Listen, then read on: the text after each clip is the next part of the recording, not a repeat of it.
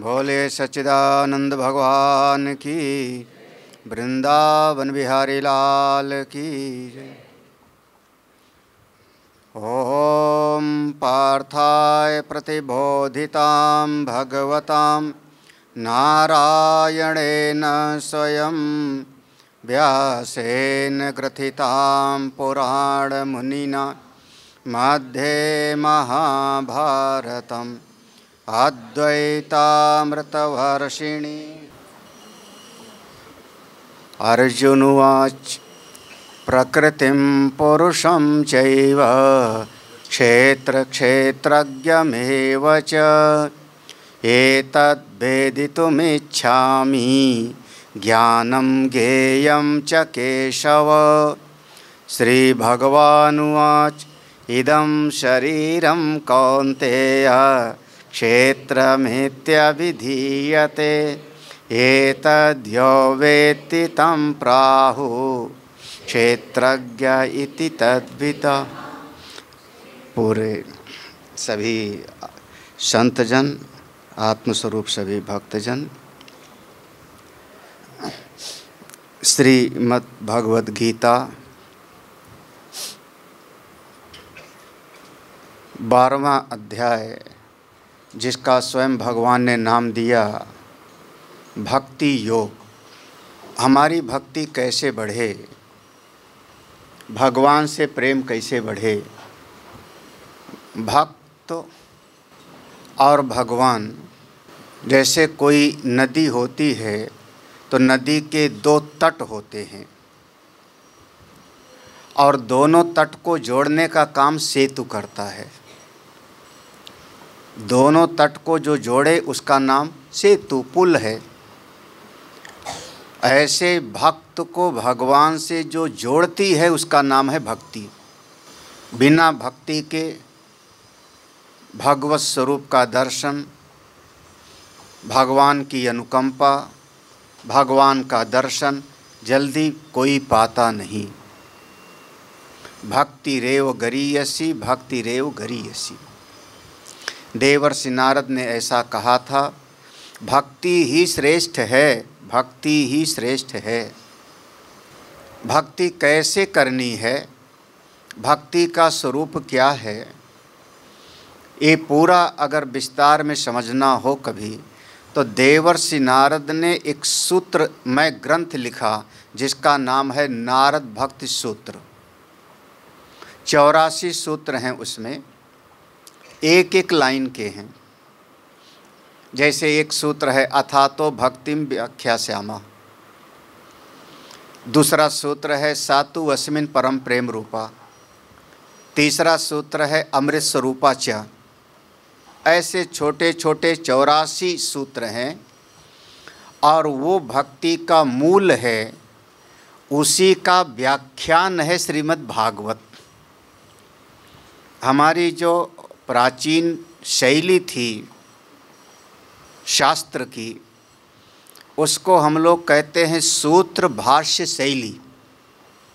सूत्र भाष्य शैली, जो मूल बात कहनी है उसको शुरुआत में एक सूत्र में कह देते हैं, फिर उसको विस्तार में हम समझाते हैं, कोई दृष्टांत दे करके, कोई तर्क दे करके, युक्ति दे करके, लेकिन सूत्र रूप में पहले कर देते हैं। जैसे गीता में भगवान ने सूत्र रूप में कहा, अशोच्यानन्नु शोचस्त्वं प्रज्ञावादांश भाससे गतासुंस अगतासुंश्च नानुशोचन्ति। ये सूत्र है, ये सूत्र है। और फिर इसका पूरा व्याख्यान है 30वें श्लोक तक। 11वां श्लोक दूसरे अध्याय का 11वां श्लोक यह सूत्र है और 12वें से लेकर के 30वें श्लोक तक इसी का व्याख्यान है। जैसे प्रजहाति यदा कामान सर्वान् पार्थ मनोगतान आत्मन्येवात्मना तुष्टः स्थित प्रज्ञस्तदोच। ये सूत्र है, ये सूत्र है स्थित प्रज्ञ के लक्षण में। और बाद में 17 श्लोक इसी का व्याख्यान है। तो इसको कहते हैं सूत्र भाष्य शैली। जो कहना है उसको सार रूप में पहले कह दिया जाता है, उसी का बाद में विस्तार करते हैं। श्रीमद् भगवत गीता सूत्र है और इसका पूरा व्याख्यान है महाभारत। अगर भगवत गीता के एक एक सिद्धांत को देखना हो, समझना हो, तो महाभारत के दृष्टांत कथानक में आपको देखोगे कैसे कैसे वहाँ पर कथा के माध्यम से गीता के ही सिद्धांत वहाँ पर दिखाई पड़ेंगे। तो श्रीमद् भगवत गीता का जो मूल रूप से भक्ति योग है और देवर्षि नारद का जो नारद भक्ति सूत्र है, दोनों में बहुत समानता है, दोनों बहुत आपस में मिलते हैं। थोड़ा बहुत भक्ति करने के पहले समझना भी चाहिए। जैसे लौकिक जगत में भी पहले समझते हैं फिर हम करते हैं, तो भक्ति के भी विषय में एक संक्षेप में हम आपको एक मूल बात कहते हैं। 3 प्रकार के भक्तों का वर्णन किया है, उत्तम, मध्यम और प्रारंभ। उत्तम भक्त, मध्यम भक्त और प्रारंभ करने वाले, शुरुआती दौर के। तो उत्तम भक्त की पहचान कही है, शास्त्रे युक्तौ च निपुणः यस्तु दृढ़ श्रद्धा सा तो उत्तमो भक्तः। शास्त्रे युक्तौ च निपुणः, ऐसा कोई भक्त है जो शास्त्र को भी पूरी तरह से अध्ययन किया है और तर्क से भी अपनी बात को सिद्ध कर सकता है, श्रुति युक्ति दोनों में प्रवीण है और भगवान के प्रति जिसकी अपार श्रद्धा है, वह उत्तम भक्त है। अब इस श्रेणी में हनुमान जी को ले आओ। हनुमान जी अज्ञानी की ज्ञानी? ज्ञानी हैं, भक्त हैं कि नहीं? हाँ, तो जैसे फिर गीता में पढ़ा, मेरे 4 प्रकार के भक्त होते हैं ना, आर्तो, जिज्ञासु, अर्थार्थी और चौथा भूल गया मैं, चौथा ज्ञानी भक्त है ना। ज्ञानी भक्त की प्रशंसा किया है भगवान ने नीचे। हाँ, उदारा सर्वै एवैते ज्ञानी। ज्ञानी तो मेरी आत्मा है, यही है ना, ये प्रशंसा है ना। और चूंकि वो आत्मा है मेरी, तो मैं उसमें रहता हूँ, मुझ में रहता है, तो ज्ञानी भक्त श्रेष्ठ हुआ कि नहीं? तो बताओ, अब आपको अर्थार्थी भक्त बनना है कि ज्ञानी? कौन सा? पक्का?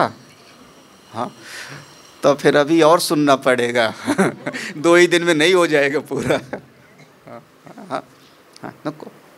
विदुर जी महाराज को, विदुर जी भगवान के भक्त हैं, उद्धव जी भगवान के भक्त हैं।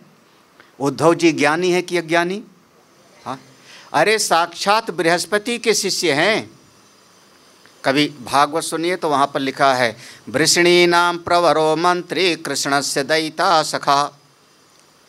कौन? वृषवंशी में बहुत श्रेष्ठ मंत्री हैं, भगवान श्री कृष्ण के अंतरंग सखा हैं और बृहस्पति देवता के शिष्य हैं। ऐसे उद्धव महाराज हैं। हाँ, ये भक्ति श्रेष्ठ है।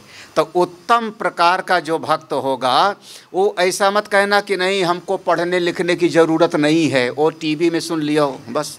हाँ, और टीवी वाले कई बार कह देते पढ़ने की ज़रूरत नहीं है। हाँ, पढ़ने से कौन भक्त हो जाता है? हाँ, फिलहाल हम उससे सहमत नहीं हैं। हाँ, आप कम से कम मेरे सत्संग में बैठो तो इतना सोच लेना, श्रीमद् रामानुजाचार्य जी पढ़े लिखे नहीं थे क्या? श्री संप्रदाय के प्रवर्तक। हाँ, श्रीमद् वल्लभाचार्य पुष्टि मार्गी के, हाँ, पढ़े लिखे नहीं थे? उनका ब्रह्मसूत्र पर भाष्य पढ़िए, एक लाइन समझने में मुश्किल होती है। हाँ, श्रीमद् निम्बारकाचार्य जी। हाँ, ये मैं आचार्यों का नाम ले रहा हूँ। हमारे यहाँ 6 परंपराएं हैं।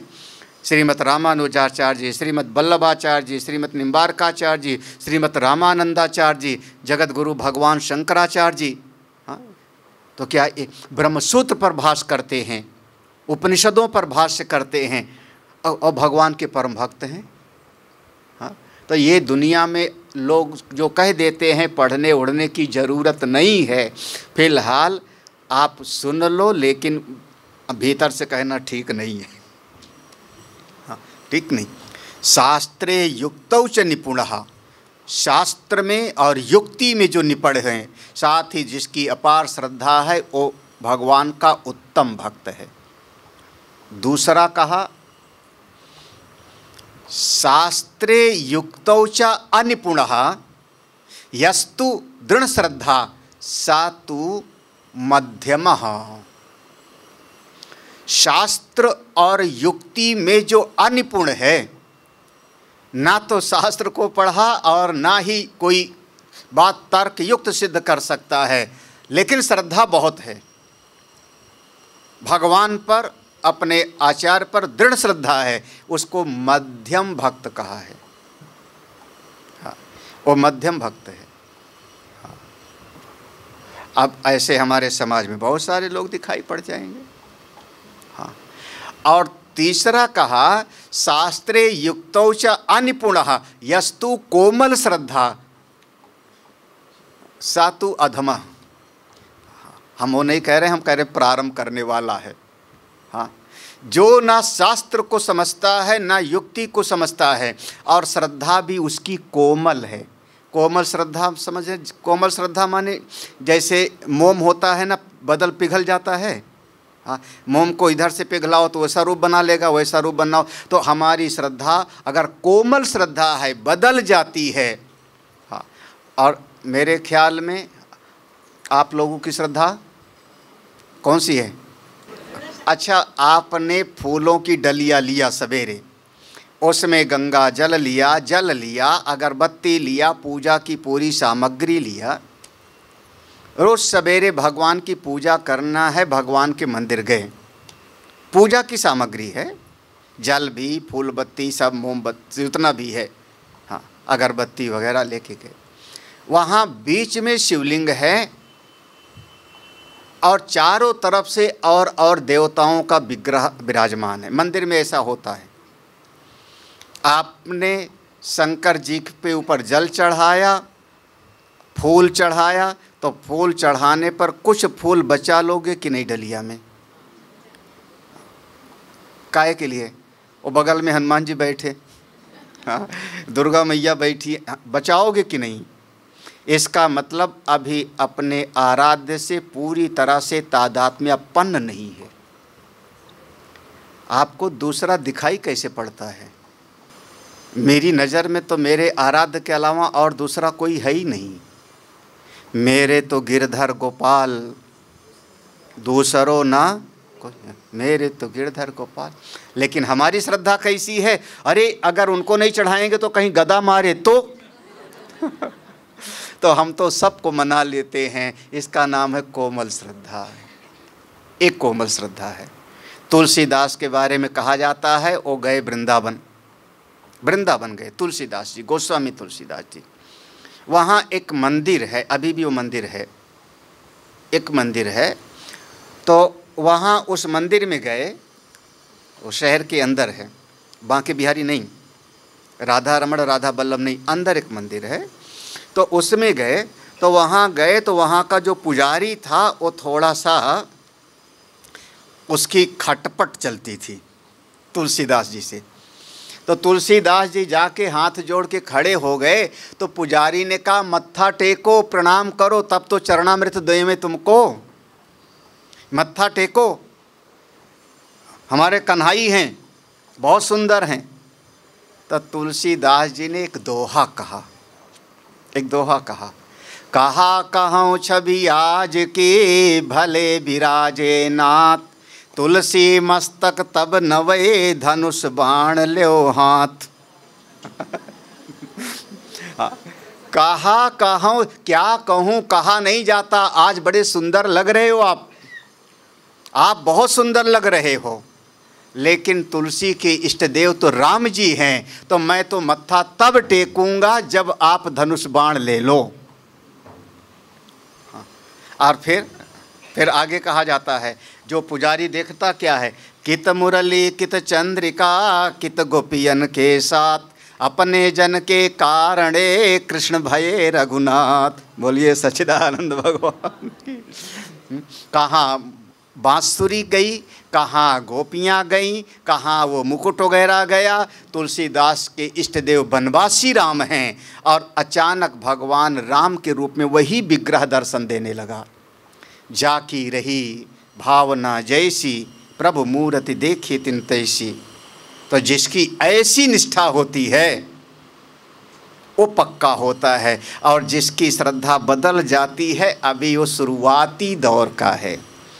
तो 3 प्रकार के भक्तों का विभाग हुआ, उत्तम भक्त, मध्यम भक्त और प्रारंभ कोटि के भक्त। ये 3 प्रकार के भक्तों की श्रेणी बताई है। भगवान ने अर्जुन को 12वें अध्याय में जो लक्षण बताए हैं, भक्त का ये लक्षण होता है, ऐसे लक्षण जब आवे तब समझना कि आपने भक्ति को हृदय में विराजमान किया है। समः शत्रौ च मित्रे च, ऐसे लक्षण आ जावें तब समझो कि आपने भक्ति को हृदय में धारण कर लिया। अब कोई ऐसा भक्त है जिसने भगवान से अपने मन को जोड़ रखा है, अपने चित्त को बिल्कुल प्रभु से लगा रखा है, ऐसे भक्त को भगवान ज्ञान देते हैं। हमने पहले भी सुना, ददामि बुद्धि योगम, तब उसको पकड़ के रखना, वही श्लोक। हाँ, भगवान जिसको अपना प्रेम करते हैं, स्वयं समझते हैं, उसको ज्ञान देते हैं। गीता पढ़ने वाले आप लोग इस बात को ध्यान से समझना, बिल्कुल। अगर अर्जुन को शोक हो रहा था, अर्जुन के मन में मोह था, तो भगवान हाथ उठाते, आशीर्वाद देते, शोक मोह उसका दूर हो जाता। उसी रणभूमि में ना आशीर्वाद दे के उसके शोक को दूर कर सकते थे ना, वो तो सर्वसमर्थ हैं। फिर 700 की श्लोक की गीता क्यों आई बीच में? हाँ भाई, जो काम बस हाथ उठाते तेरे भीतर का अज्ञान दूर हो जाए, मोह दूर हो जाए, ये जो तू शोक कर रहा है दूर हो जाए, आशीर्वाद देते, करुणा दृष्टि से देखते और शोक उसका निवृत्त हो जाता। जिनकी सृष्टि कहते पलक के गिरने से सारी सृष्टि का प्रलय होता है, चाहे जो कर सकते हैं, कर्तुम शक्यम अकर्तुम शक्यम अन्यथा व कर्तुम शक्यम। फिर इतना बीच बीच में प्रश्न और उत्तर और भगवान का उपदेश की ज़रूरत क्यों पड़ी? क्योंकि याद है एक दिन हमने कहा था, बिना ज्ञान के मुक्ति नहीं। याद है ना, रीते रीते ज्ञाना न मुक्ति। परम सत्य है, बिना ज्ञान के मुक्ति नहीं है, क्योंकि जीवन के दुख का मूल अविद्या है। सारे दुखों की जड़ अज्ञान है। जब भी जीव के भीतर किसी भी लौकिक जगत का भी अगर अज्ञान होता है, भौतिक जगत का भी कोई विषय का अज्ञान होगा, तो उसके जीवन में दुख होगा। अज्ञान मूल है। एक कहीं पर हम रहते थे, हरियाणा की बात है और बहुत पुरानी घटना है, हरियाणा की, कोई पानीपत की बहुत पुरानी घटना है। तो उस समय मोबाइल नहीं था, तो टेलीफोन वगैरह गांव में नहीं होते थे, और टेलीग्राम भेजा जाता था, तार। तो किसी माता को तार आया, और उसके बाद फिर वो रोती रोती आँसू पोंछती हमारे जहाँ हम रहते थे गांव के किनारे मंदिर में आई। हाँ, स्वामी जी तार आया है, टेलीग्राम आया। तो हमने कहा फिर रो क्यों रही हो? बोली अरे तार, कोई दुर्घटना हो जाती तभी तो कोई भेजता है। हाँ, कहीं कोई दुर्घटना हो गई, कोई मर गया, कुछ और हो गया, तभी तो कोई तार भेजता है। देखो देखो तार आया है, क्या लिखा है। तो हमने उसको पढ़ा। अब वो अंग्रेजी नहीं पढ़ पाती थी, अब किसी से अड़ोस पड़ोस में पढ़वाना भी उनको अच्छा, हाँ, क्योंकि किसी को पता न लगे, तो हमारे पास ले आई। हमने उसको पढ़ा तो हमने कहा रो क्यों रही हो, मिठाई खिलाओ। बोले मिठाई के? हमने कहा तुम्हारा बेटा ट्रेनिंग के लिए गया था ना, वो बंगलौर कहीं उसका हो गया था, तो उसने टेलीग्राम भेजा है कि परसों की ट्रेन से मैं पहुंच रहा हूं, तो मिठाई खिलाओ। अब उनका आंसू गायब, हाँ, आंसू गायब, और बस खुश हो गई। अब जिस समय पोस्टमैन ने उनको टेलीग्राम दिया और जब तक हमने पढ़ के सुनाया नहीं, उसके बीच में जो दुख मिला, वो दुख का कारण कौन? समझ में आ गया? हाँ, उतने बीच में दुख का कारण। हाँ, हाँ, हाँ, ऐसे पूरे जीवन में जहाँ जहाँ पर भी जीव दुखी होता है, उसके मूल में अविद्या है, अज्ञान है। और ये जो अविद्या है वो आपके किसी प्रयास से नहीं मिटती। अविरोधितया कर्म न विद्याम निवर्तयेत्। विद्याम अविद्याम केवल एक उपाय है। हमारे पूज्य गुरुदेव एक दृष्टांत देते थे हमेशा। वो कहते थे एक कमरे में अंधकार है, क्योंकि दरवाज़ा नहीं खुला था तो अंधकार है काफ़ी दिनों से। तो किसी ने कहा कमरे से अंधकार गायब करो, निकालो। 3-4 लोग कर्म योगी थे, बड़े मेहनती थे। वो लाए फावड़ा और तसला और अंधकार को भर भर के फेंके बाहर। जाएगा? गया? हाँ, खूब मेहनत किया, लेकिन वो कमरे का अंधकार उनके मेहनत करने से नहीं। अब क्या करें? घर के मालिक ने 3-4 और बुलाया पंडित जी को। महाराज कुछ करो। बोले अभी मंत्र पढ़ता हूँ। हाँ, और बैठ के अनुष्ठान करने लगे। अंधकार भाग, अंधकार भाग। हाँ, अंधकार गया। हाँ, अब आप तो ये बात समझ ही गए ना। हाँ, समझदार व्यक्ति आया, अंदर एक माचिस की तीली जलाई, जैसे प्रकाश हुआ वो अंधकार गायब। किस रास्ते गया, कहाँ गया, कैसे गया, कुछ पता नहीं, लेकिन प्रकाश आया और अंदर का अंधकार गायब। ऐसे ही अविद्या है, और उस अविद्या का जो विरोधी है उसका नाम है विद्या। जैसे कई बार दवाई देते हैं ना, एंटीबायोटिक, वो क्या है? जो बीमारी है उसको जड़ से मिटाने वाली है, उसका विरोधी है। हाँ, आप विरोधी को समझना। कोई चीज़ है, जब उसके विरोधी को लाओगे तो पहले वाला वहाँ से चला जाए। हाँ, भीतर गुस्सा आता है, काम, क्रोध, लोभ, मोह, मद, मात्सर्य, है ना। क्रोध का विरोधी कोई एक चीज़ है, उसको ले आओ, क्रोध चला जाएगा। देखो, हाँ, उस विरोधी का पता करो। शास्त्र में लिखा है, लेकिन सब यहाँ नहीं खोलना है। हाँ, लोभ का एक विरोधी होता है। आप लाख प्रयास करो, मैं कह रहा हूँ मरना अवस्था तक प्रयास करते रहो कि काम, क्रोध, लोभ को भगा दूंगा, आपके भगाने से नहीं जाएगा। जैसे वो अंधकार को कोई भगाना चाहे, तो अंतिम स्थिति तक प्रयास करते रहो कि मोह को, मत्सर को, ईर्ष्या को भगा दूंगा, आपके भगाने से नहीं जाएगा, क्योंकि उसको शक्ति भी आप ही देने वाले हो। आपके प्रयास से नहीं जाएगा। उपाय उसका एक विरोधी ले आओ, अपने आप चला जाएगा। हाँ, एक ही दो को बताता हूँ, सबको नहीं बताएंगे। हाँ, लोभ का विरोधी संतोष। संतोष ला लो तो लोभ। हाँ, गोधन, गजधन, बाज धन और रतन धन खान, जब आवे संतोष धन, सब धन धूरी। आप जितना भगवान ने दिया है, बहुत दिया है। आप हजारों से अच्छे हो, लाखों से अच्छे हो। तो हाँ, अभी एक नई रिसर्च आई, वो मैं पढ़ रहा था, नई रिसर्च आई थी तो पढ़ रहा था। पूरे विश्व के स्तर पर विचार करो, पूरे विश्व की जितनी जनसंख्या है उसका केवल 10% हैं जो हवाई यात्रा कर पाए हैं अभी तक। मतलब 90% लोग अभी जहाज में बैठे नहीं, और ज़्यादातर तो वही रोज़ रोज़ घूमते रहते हैं। हाँ, तो अगर आपने हवाई यात्रा किया है तो कितने प्रतिशत में आ गए? हाँ, रिसर्च है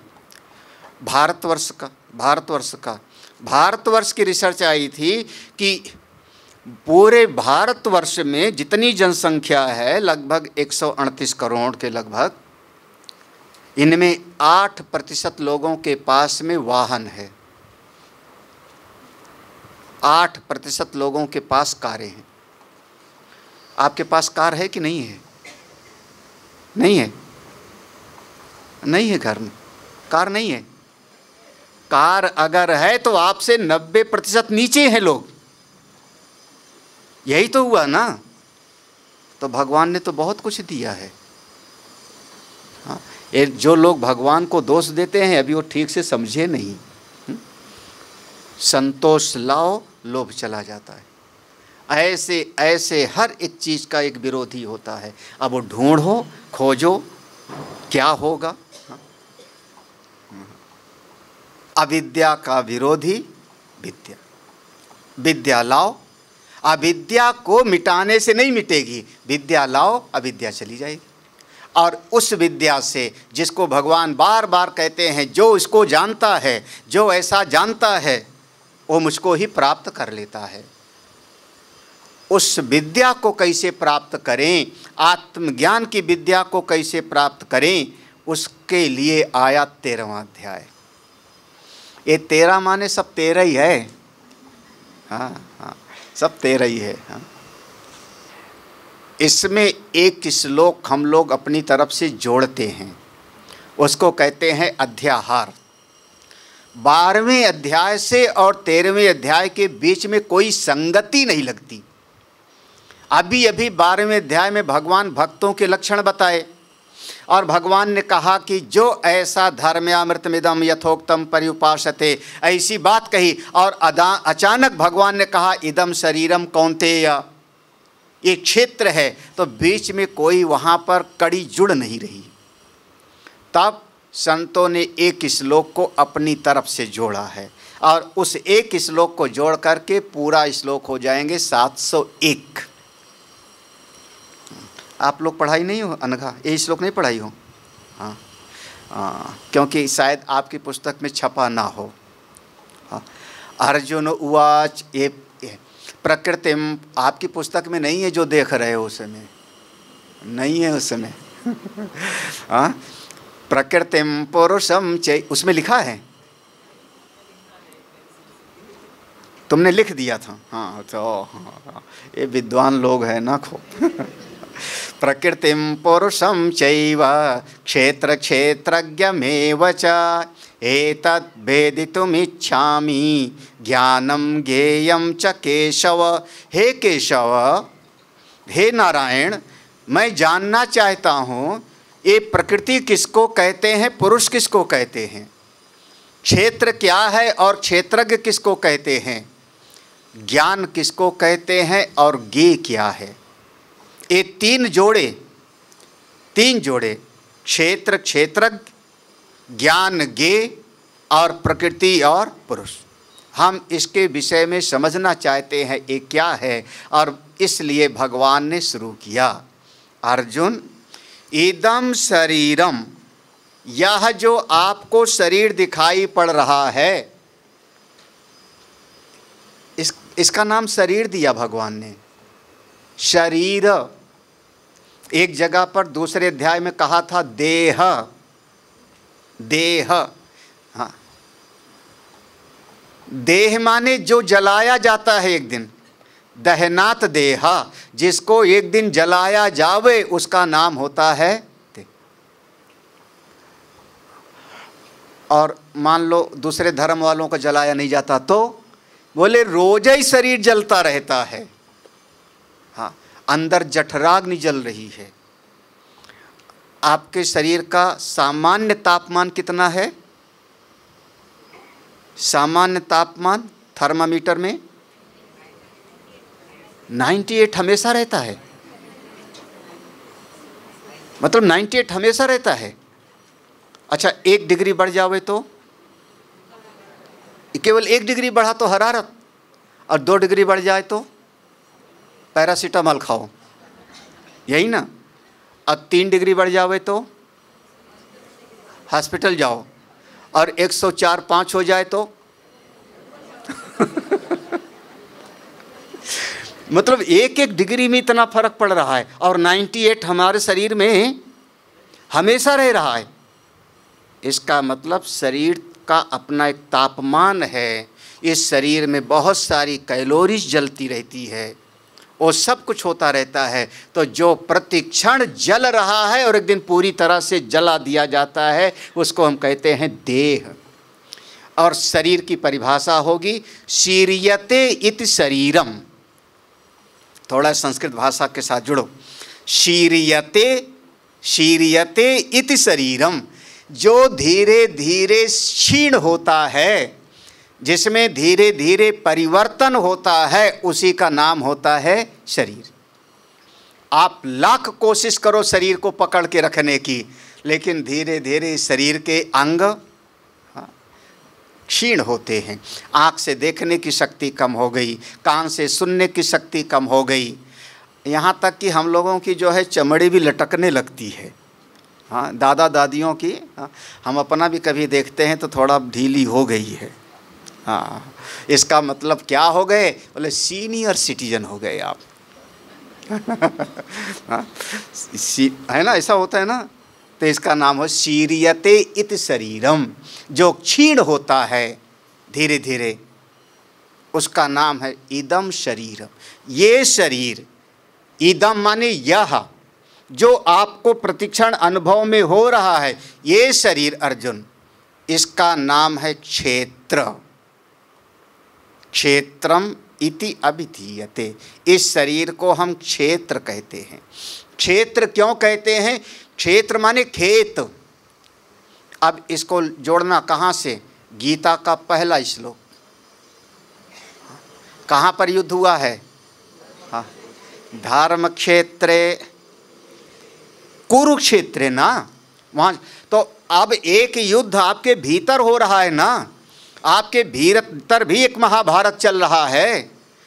अच्छे विचार ही पांडव हैं, बुरे विचार ही आपके कौरव हैं।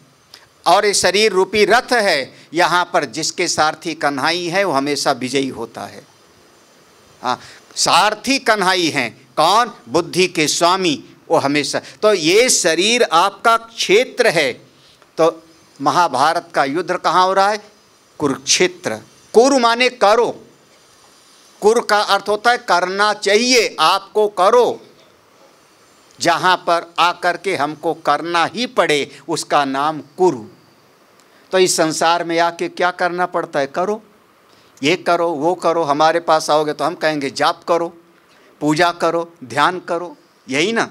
घर में जाओगे तो कहेंगे बच्चों का ध्यान रखो, हाँ, अमुक कार्य करो। जहाँ पर कार्य करना ही पड़े, उसका नाम कुरुक्षेत्र। हाँ, क्षेत्र माने खेत। खेत में जैसा बीज बोगे वैसे ही आपको उसका फल भी मिलेगा। आपने अपने खेत में गेहूं का बीज बोया तो फसल गेहूं की, चने का बीज बोया तो, हाँ, शायद महाराष्ट्र में कपास बहुत होता है ना, यहाँ कपास बहुत होता है। हाँ, ज्वार होता है। उत्तर प्रदेश में कपास नहीं होता। देखो, सब जगह का अपना अलग अलग भूमि है। हाँ, सेब होवेगा कश्मीर में, हाँ, और आप यहाँ लगाओ भी पेड़ तो शायद सेब पैदा ना होगा, क्योंकि वो क्लाइमेट वैसा अलग है। हमने लखनऊ के आश्रम में बड़ा खुश होकर के नारियल का पेड़ लगाया। हाँ, खुद खरीद के लाए, 10 पेड़ लाए नारियल का खरीद के लाद के, याद है ना मलिहवा से जब आए थे तो महाराज बड़े प्रेम आश्रम में लगाएंगे। और उसको समय समय पर नमक वाला पानी डालते रहे, बोरो नमक डाला है उस समय। वो पेड़ बड़ा होते होते पूरा करीब 40 फुट का हो गया, 30 फुट का हो गया है। 2 पेड़ बचे हैं, 25-30 फुट का पेड़ हो गया है। एक भी नारियल हमको आज तक मिला नहीं क्योंकि वहाँ का वातावरण वैसा नहीं है ना। तो क्षेत्र में, खेत माने जैसा बीज बोओगे वैसे ही आपको उसका फल भी प्राप्त होगा, दूसरा कोई फल नहीं मिलेगा। आप वो ये और चाहो वो, तो इस शरीर से जैसा कर्म करोगे वैसा ही फल आपको मिलेगा। इसीलिए शरीर का नाम हो गया क्षेत्र। क्यों? क्योंकि शरीर से जैसा जो बोओगे सो पाओगे, जो किया है सो पा रहे हो, जो अब कर रहे हो सो आगे पाओगे। हाँ, किसी को दोष नहीं देना है, हाँ इसके कारण मैं ऐसा हूँ, इसके कारण इसने मुझको, कुछ नहीं महाराज। सब कुछ पूरा का पूरा जो कुछ भी है मेरा अपना ही भूतकाल का किया हुआ कर्म है, आज हमको फल दे रहा है। अगर आज आप सुखी हो तो अपने कर्म से, और तकलीफ में हो तो भी अपने। आगे का भविष्य बनाना मेरे हाथ में है। हाँ, इसीलिए संत लोग कहते मनुष्य का शरीर पाए हो तो बड़े पुण्य किए थे। हाँ, सत्संग मिला तो वो भी आपका किया हुआ पुण्य था महाराज, आपका किया हुआ पुण्य था। आपने श्रेष्ठ कर्म किए थे। ना किए होते तो ना जाने कितने लोग बड़े बड़े सत्संग के पास, देख लो सत्संग के पास दुकान लगा के सामान बेचते हैं, सत्संग नहीं सुनते। तो ईश्वर की कृपा के बगैर नहीं होता। आपके पुण्य हैं। ये शरीर का नाम क्षेत्र, पहली बात ना। क्यों? क्योंकि शरीर से जो करोगे सो ही पाओ। अब इस शरीर को जो जानने वाला है अर्जुन, इस शरीर को जो जानने वाला है उसका नाम है क्षेत्रज्ञ। ज्ञ, अगर वहां जा लगा दो, चा छा जा लगा दो तो अर्थ हो जाएगा उस क्षेत्र से उत्पन्न होने वाला। जहां जहां पर जा लगेगा माने उससे कोई चीज उत्पन्न होने वाली। जल है और हमने आखिर में लगा दिया जलज, मतलब क्या होगा? जल में पैदा होने वाला। ठीक है ना? उद्भिज स्वेदज अंडज जरायु, आखिर में जा लगे यानी उससे। जैसे हम देखो अपने संतान के लिए संस्कृत भाषा में क्या कहेंगे? आत्मज। हाँ, आत्मज हमसे पैदा हुआ। हाँ, तो जा लगा दो तो उत्पन्न होने का अर्थ हो जाएगा, और ज्ञा लगा दिया तो ज्ञान वाला ज्ञा। हाँ, ज्ञा लगा दिया तो उसके ज्ञान का अर्थ हो जाएगा। तो इस क्षेत्र को जो जानने वाला है, हाँ, इस क्षेत्र को जानने वाला, उसका नाम है क्षेत्रज्ञ। एतद् यो वेत्ति, इस शरीर को, अब इस क्षेत्र को जो जानता है उसका नाम हो गया क्षेत्र। यहाँ तक तो ठीक ना? शरीर को आप जानते हो कि नहीं? हाँ, अरे आप शरीर को, अपने शरीर को नहीं जान रहे हो कि कहाँ दर्द हो रहा है? हाँ हाँ, जान रहे हो कि नहीं शरीर को? हाँ, क्या वो नहीं जान रहे हैं? तो आप एक क्षेत्रज्ञ हो। अगर जान रहे हो तो आप एक क्षेत्रज्ञ हो। बस यही तो ना भाई, मैं जान रहा हूँ ना, ये मेरा घुटना है, ये मेरा हाथ है, ये मेरी उंगली है, ये मेरी नाक है, हाँ ये मेरा सिर है। मैं जान रहा हूँ शरीर को, तो शरीर को जानने वाला, क्षेत्र को जानने वाला क्षेत्रज्ञ है। आप जान रहे हो तो आप क्षेत्रज्ञ हो। भगवान कुछ अलग कहते हैं। दूसरा वाला श्लोक, क्षेत्रज्ञं चापि मां विद्धि सर्व क्षेत्रेषु भार। अभी अभी आपने कहा था क्षेत्र को मैं जान रहा हूँ तो मैं क्षेत्रज्ञ हूँ, यही बोला था ना आपने। हाँ, भगवान कहते हैं जो क्षेत्रज्ञ बन के बैठा है वही मैं हूँ। भीतर जो क्षेत्रज्ञ है, इस क्षेत्र को जानने वाला वो मैं हूँ। क्षेत्रज्ञम चापि माम विद्धि। और एक नहीं, सभी क्षेत्र में, सर्व क्षेत्रेषु, पशु पक्षी भी, देवता गंधर्व के शरीर को भी जानने वाला क्षेत्रज्ञ मैं हूँ। बस इस छोटी सी लाइन को, क्षेत्रज्ञम चापि माम विद्धि, इतने को समझाने के लिए भगवान जगत गुरु शंकराचार्य जी ने 10-12 पन्नों में भाष्य लिखा है। 10-12 पेज और बड़े बड़े वाला। मेरे ख्याल में जब हमने पढ़ाया होगा तो कितने दिन लगे होंगे? तुम तो पढ़े थे राघवानंद, 13वां अध्याय पढ़ाया था। 8-10 दिन फिर वही चलता है। 8-10 क्लास यही चलती है, केवल इस एक पंक्ति को। अब बताओ 1 घंटे में पूरा 13वां अध्याय कैसे पढ़ाया जावे अनघा देवी?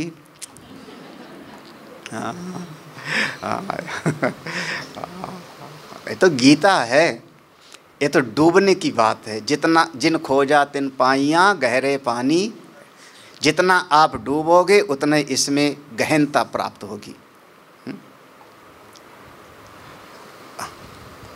अर्जुन को लगा कि हम नहीं समझ पाए, हम नहीं समझ पाए आप क्या कहना चाह रहे हो। नहीं समझे, भगवान ने कहा ठीक है, नहीं समझे हो तो मैं तुमको समझाता हूँ। नहीं समझे ना तो मैं समझाता हूँ। कैसे समझाएंगे? तो देखो, अब भगवान ने पहले तो प्रतिज्ञा किया। हाँ, क्षेत्र क्या है? हाँ, क्या है श्लोक? हाँ,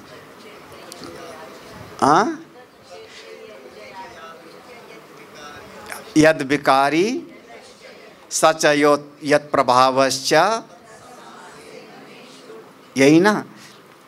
वह क्षेत्र क्या है, वो कैसे बना, उस तद विकारी, उससे क्या क्या उत्पन्न हुआ। ये क्षेत्र क्या है, वो कैसे किससे बना, और उस क्षेत्र से क्या क्या बना। क्षेत्र का कारण क्या है और उसका कार्य क्या है, ये सब का सब हम तुमको अर्जुन बताते हैं। तत्क्षेत्रम यच्चा यादृक्षा, यत्चा जो है, यादृक्षा जैसा है, यद विकारी उससे क्या क्या पैदा हुआ, यतश जो है, उस सब को मैं तुमको समझाता हूँ। इतना सारी बात, और भगवान कहते हैं समासेन, संक्षेप में बताऊँगा। संक्षेप। तो अचानक ऐसा आया कि प्रभु आप बताएंगे। भगवान कहते हैं मैं तो बता ही रहा हूँ, लेकिन ये बात केवल मेरी नहीं है बल्कि गुरु परंपरा से आई हुई है। अब यहाँ पर आएगा ऋषिभीर बहुत गीता। हाँ, अब हम हमेशा कहते हैं वेद प्रमाण हैं। क्यों? क्योंकि वेद में हजार हजार ऋषियों का अनुभव है। हाँ, आपके मोहल्ले में कोई एक डॉक्टर हो, वैद्य, हमारे शरीर में कोई बीमारी है और अचानक उसने एक दवाई लेकर के मेरे सामने आया, बहुत बढ़िया दवाई बनाई है हमने, आपकी बीमारी बिल्कुल गायब हो जाएगी, खा लो, ये दवा खाओ। आप क्या कहोगे? डॉक्टर साहब इस दवा को और कभी किसी को खिलाया है आपने? वो कहे नहीं, बस आपको पहली बार दे रहा हूँ। आपको पहली बार दे रहा हूँ। हाँ बिल्कुल आप ही के लिए बनाया है। आप खाओगे वो दवाई? नहीं खाओगे। हाँ, क्यों? वो तो बड़ा हितैषी बन के आया है, आपका भला चाह रहा है। आप कहोगे ना जी, ये मेरे शरीर के भीतर दवा जाएगी, इसका ना जाने कितना साइड इफ़ेक्ट हो।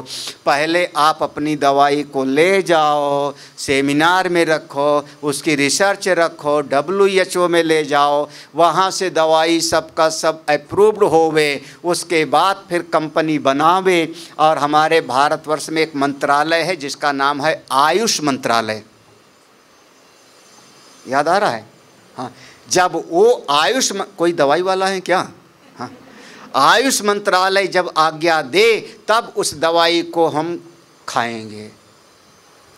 कोई पुराना कानून है, आज का नहीं है, कोई आज़ादी के बाद का बना हुआ कानून है।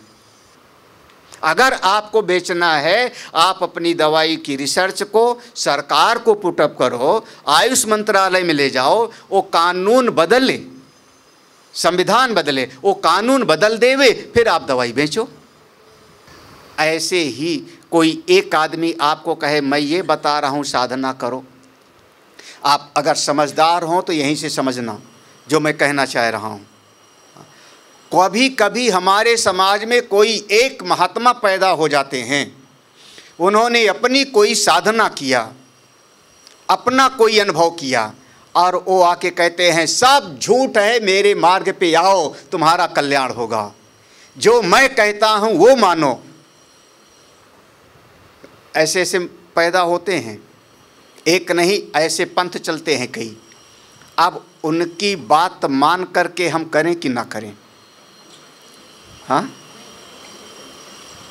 बस यही समझिए। हाँ, तब हमारे लिए वेद प्रमाण हैं। क्यों?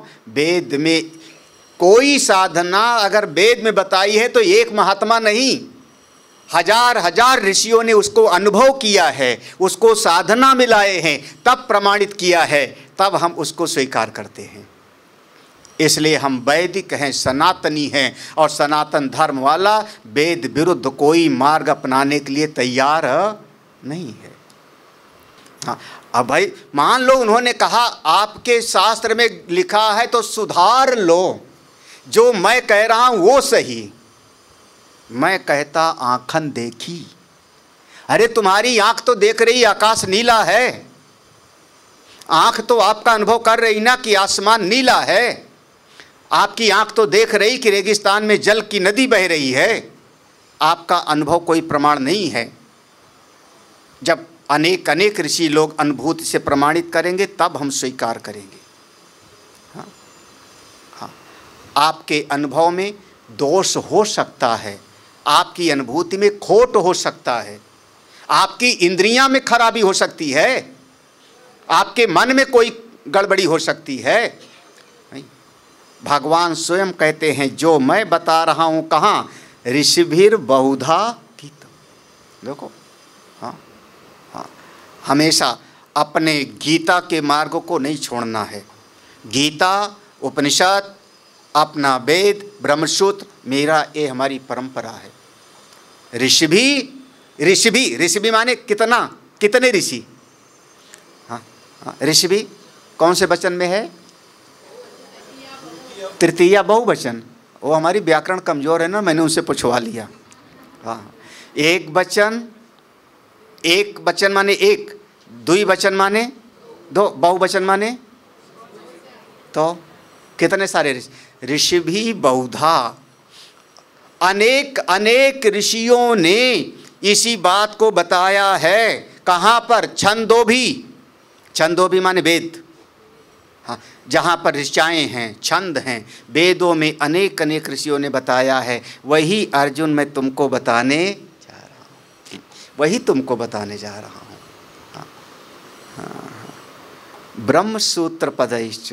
ये ब्रह्मसूत्र का थोड़ा सा अलग अलग तरीके से इसका व्याख्यान होता है। ब्रह्म का प्रतिपादन करने वाले जो मंत्र हैं उनको हम कहते हैं ब्रह्मसूत्र। और ब्रह्मसूत्र नाम का एक ग्रंथ भी है। 3 ग्रंथों का नाम आप याद रखो। इसको हम लोग कहते थे प्रस्थान त्रयी। प्रस्थान माने जाना ना। अच्छा, अगर यहाँ से आपको कहीं जाना है, मंदिर जाना है, तो शायद आपको 2-3 साधन पकड़ना पड़ सकता है ना। अपने घर से पहले आपने ऑटो पकड़ा बस अड्डे के लिए, बस अड्डे पहुँचे, उसके बाद फिर पकड़ा बस, पकड़ी बस, फिर एक जगह तक ले गई जहाँ वो हमारे, और मान लो हमको मंदिर जाना है त्र्यंबकेश्वर, बस ने कहीं उतार दिया और वहाँ से मंदिर दूर है, तब शायद एक बैटरी वाला रिक्शा आ जाएगा। तो ये 3 हो गए प्रस्थान वहाँ तक ले जाने के लिए। ऐसे यह जो जीव ईश्वर तक पहुँचना चाहता है, जीव ब्रह्म को जानना चाहता है, तो इसके जीवन में 3 प्रस्थान हैं। श्रीमद् भगवत गीता, उपनिषद और ब्रह्मसूत्र। श्रीमद् भगवत गीता को कहते हैं स्मृति प्रस्थान, उपनिषद को कहते हैं श्रुति प्रस्थान और ब्रह्मसूत्र को कहते हैं युक्ति प्रस्थान। ये 3 प्रस्थान हैं। जो तीनों का विद्वान होता है वो अद्वितीय महापुरुष होता है, वो हमारे आचार्य होते हैं। वो आचार्य होते हैं जिसमें फिर नाम लगा जाता था रामानुजाचार्य, मध्वाचार्य, वल्लभाचार्य, निम्बार्काचार्य। वो आचार्य होते थे जो तीनों को जानते थे। श्रीमद् भगवद गीता, दूसरा उपनिषद, कभी उपनिषद कम से कम जीवन में 9 उपनिषद तो आप घर पे ला के रखी लो। एक बार प्रयाग का कुंभ था, मैं अपने बचपन की बात बताऊं। प्रयाग के कुंभ में गया, मैं ऐसे सुना था कोई उपनिषद होता है, तो गीता प्रेस की दुकान पे गया, हमने कहा उपनिषद दे दीजिए। तो उसने पूछा कौन सा उपनिषद, तो हमको अलग अलग नाम नहीं पता था। हमने कहा जो है सब दे दे, जो है सब दे दो। तो महाराज उसने इतना गट्ठर बनाया। तो सब तो नहीं, लेकिन 9 उपनिषद तो आप लोग घर में रख ही सकते हो। कभी न वो मैं खरीद लाया, बीच बीच में पढ़ता था, और हो सकता है उसी के कारण फिर बुद्धि खराब हो गई तो फिर महात्मा बन गए, है ना। तो घर पे रखो। हमारे यहाँ पर लोग अपने घर में वेद को रखते थे। नहीं समझ में आता कोई बात नहीं, वेद भगवान विराजमान हों में। हमारी एक महान महाराज, हमारे समाज में कैसी कैसी देवियाँ हुई, सारे महात्मा उनको प्रणाम करते थे। उनका कहा गया माँ आनंदमयी, कभी सुना हो, बंगाल की थी माँ आनंदमयी, अद्वितीय उनका स्वरूप ही था, वो स्वभाव ही था। जहाँ पर मंदिर बनाती थी वहाँ वेद भगवान की स्थापना करती थी, चारों वेद को ला करके वहाँ पर स्थापित करती थी। तो आप लोग अपने घर में रख सकते हो, कोई दोष नहीं है, और बहुत महंगा भी नहीं है, बहुत महंगा नहीं। जितना पैसे में आपके बच्चे की फिजिक्स की, केमिस्ट्री की किताब आती है ना, उससे कम पैसे में मिल जाएगी, उससे कम पैसे मिल जाएगी। 9 उपनिषद एक साथ अगर लोगे, एक साथ एक ही जिल्द में मिल जाएगी, गीता प्रेस का एक ही जिल्द में। और मेरे ख्याल में 1 महीने के अखबार का जितना खर्चा होता है उससे कम में मिल जाएगा। तो रखना चाहिए। नाम बोल दूं क्या? पहला उपनिषद है ईशावास्य उपनिषद, यजुर्वेद का 40वां अध्याय है। यजुर्वेद के संहिता भाग का 40वां अध्याय है। जितना बड़ा आपका 12वां अध्याय है उतना ही बड़ा वो भी है। गीता जी के 12वां अध्याय में कितने श्लोक हैं? 20 ना, बस समझ लो उसमें उतना ही है मंत्र, बस उतना ही है। और आज तक वो महापुरुषों के बीच में उसका श्रवण मनन होता रहता है। दूसरा उपनिषद है सामवेद का केन उपनिषद, उसका केन उपनिषद। उसमें केन पहले होता है किसके द्वारा। ये आँख किसके द्वारा देखती है, ये वाणी किसके द्वारा बोलती है, तो उसका नाम ही पड़ गया केन उपनिषद। तीसरा उपनिषद है कठ उपनिषद, कठोपनिषद। ये यजुर्वेद का उपनिषद है जिसमें यमराज और नचिकेता वाला संवाद है। चौथा उपनिषद है मुंडक उपनिषद, अथर्ववेद का है। अथर्ववेद, इसमें एक नाम आता है शौनक ऋषि का नाम आएगा, और इसके मंत्र बहुत ज़्यादा बोले जाते हैं। अब सब क्या बताऊं, इतने काफ़ी है। और बताऊं क्या? नाम बता दूं? प्रश्न उपनिषद, प्रश्नोपनिषद अथर्ववेद का उपनिषद है। उसमें 6 ऋषि थे, छह ऋषि एक ज्ञानी महात्मा के पास गए, एक एक प्रश्न पूछा है और 6 प्रश्न का उत्तर है, जिसका नाम हुआ प्रश्नोपनिषद। 6 प्रश्न में पूरा ब्रह्म ज्ञान आया हुआ है। हाँ, एक उपनिषद है तैत्तिरीय उपनिषद, जिसमें आप लोग पढ़ोगे मातृदेवो भव पितृदेवो भव, उसी में आवेगा सबका सब लिखा होगा। यजुर्वेद का उपनिषद है। एक उपनिषद है, नाम है ऐतरेयी उपनिषद। ऐतरेयी उपनिषद वो ऋग्वेद का उपनिषद है। एक उपनिषद है मांडूक्य उपनिषद, वो भी अथर्ववेद का उपनिषद है। मांडूक्य, अरे मंडूक किसको बोलते हैं संस्कृत में? मंडूक, मंडूक माने आप लोग, मंडूक माने भेड़। हाँ, आप लोग मराठी वाला बोल रहे हो ना, उस नहीं समझ रहा हूँ मैं ना। हाँ हाँ, अरे वो पानी में जो, हाँ, हाँ मेढक, हाँ हाँ हाँ हाँ मेढक ना, मंडूक का अर्थ मेढक।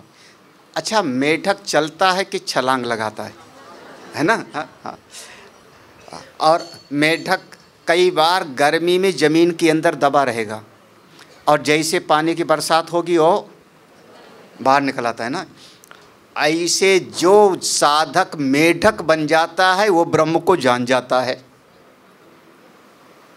कैसे? बहुत जल्दी टर टर मत करो, ज़्यादा मत बोलो पूरा दबाए रखो, पूरा ज्ञान रखो, जब समय आवे तब बोलो। और साधना कैसे करो? कहा कदम कदम नहीं, छलांग लगाओ, छलांग लगाओ। हाँ, जागृत अवस्था से स्वप्न अवस्था में जाओ, स्वप्न अवस्था से सुषुप्ति अवस्था में चले जाओ, उसमें से भी तुरी में चले जाओ। हरिद्वार कई लोग आते हैं सर्दी के महीना में, सर्दी में कई लोग आते हैं तो गंगा जी के किनारे जाते हैं। गंगा जी के किनारे, अब हरिद्वार ठंडा बहुत होता है, तो हाय बड़ी ठंडी है, कैसे नहाएंगे, बड़ी ठंडी है, बड़ी ठंडी है। अब जो लोग ऐसे सोते हैं वो एक एक कपड़ा उतारने में उनको बहुत कष्ट होता है। हाँ, ऐसे किनारे से लोटा में पानी डाल के नहा ले क्या, ऐसे ऐसे करते हैं। और कई बार कोई बच्चा आता है और ऐसे कपड़े उतारा छलांग लगा लेता है गंगा जी में। हाँ, मतलब और जैसे छलांग लगाया सर्दी गायब हो जाती है। हाँ, और गंगा जी के जल का स्वरूप है सवेरे गर्म होता है। गंगा जी का, नदियों का जल सवेरे थोड़ा गुनगुना होगा, बाद में धीरे धीरे ठंडा होता है। जैसे जल के अंदर गए सर्दी गायब। तो अब वो जो बहुत सोच विचार करता है ना, वो जो कई बार नहाते ही नहीं, हाँ, आचमन करके चले आते हैं। ऐसे छलांग लगाओ। हाँ हाँ, अब सब मस्त मस्त सुनो। हो गया, 9 उपनिषद का नाम हो गया ना। एक रह गया, ईश, केन, काठ, मुंडक, मांडूक्य, ऐतरेयी, तैत्तिरीय। प्रश्न और 2 उपनिषद और हैं, लेकिन बहुत बड़े बड़े हैं, तो वो जल्दी पढ़ाए नहीं जाते। क्या नाम बताया? हाँ हाँ जी, आप ज़रूर मान लिया। उसी में गार्गी का संवाद आएगा। बृहदारण्यक यजुर्वेद का उपनिषद है। बृहदारण्यक, बृहत आरण्यक बहुत बड़ा है। और सामवेद का उपनिषद आएगा छांदोग्य उपनिषद। छांदोग्य तो कुल 10 उपनिषद, मुख्य रूप से 10 उपनिषद। तो ये आपके सनातन धर्म की मूल पूंजी हैं।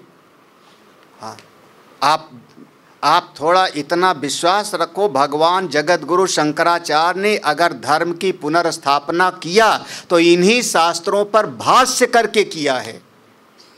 हाँ, जिन जिन आचार्यों ने अपने मत को चलाया है, चाहे श्री संप्रदाय हो, चाहे पुष्टि मार्गी हो, चाहे गौड़ी, इन्हीं शास्त्रों पर भाष्य करके चलाया है। तो ये तीन, गीता, उपनिषद और ब्रह्मसूत्र। ये भगवान ने आप पर करुणा किया कि गीता पढ़ते रहते हो, कंठस्थ है, तो थोड़ा कुछ आगे भी जानो, आगे भी समझो। हाँ हाँ हाँ हाँ, सही है कि नहीं? आगे नहीं बढ़ना? नहीं, वो एक बच्चा स्कूल भेजो पढ़ने के लिए, उसको कमरा बहुत अच्छा मिल गया, एसी वाला कमरा, उसके साथी बहुत अच्छे मिल गए 10-15, टीचर भी बहुत अच्छा मिल गया। अब वो महाराज पूरा साल उसी क्लास में रहा, बहुत अच्छा कमरा, बहुत अच्छे टीचर, अगले साल भी उसी क्लास में रहे, अगले साल भी उसी क्लास में रहे, अगले साल भी उसी क्लास में रहे, तो कितना अच्छा लगेगा आपको? क्यों? अपने साथियों के साथ रह रहा है ना वो, तो उसी क्लास में रहने दो उसको। हाँ, आगे बढ़ना है ना।